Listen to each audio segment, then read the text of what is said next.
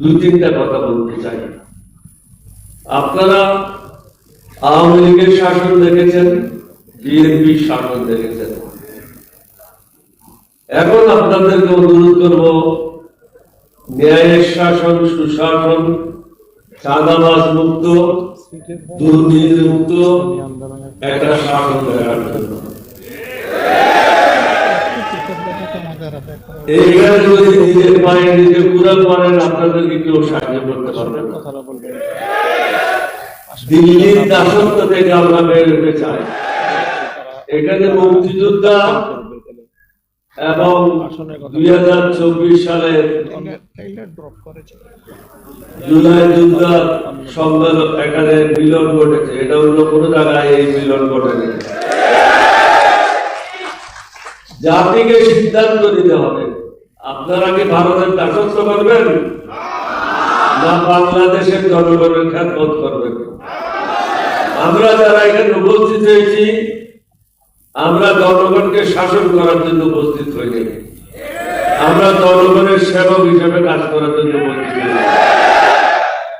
বর্তমানে যে বিভিন্ন জায়গায় নির্বাচনের পরিবেশ নাই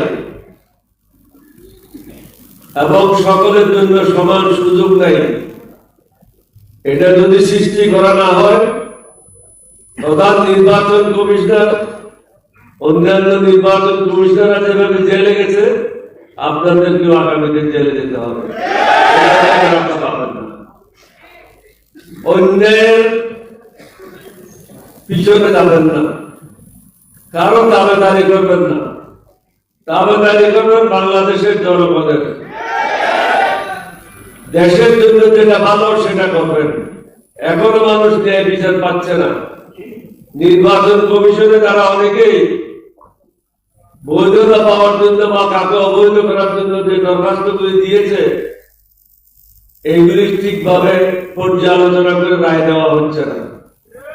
আমরা আশা করব সমগ্র জাতি ঐক্যবদ্ধভাবে আমরা যারা আজকে মঞ্চে এখানে উপস্থিত হয়েছি, আমাদের পক্ষে রায় দিয়ে এই দেশের সেবা করার জন্য সুযোগ দেবেন।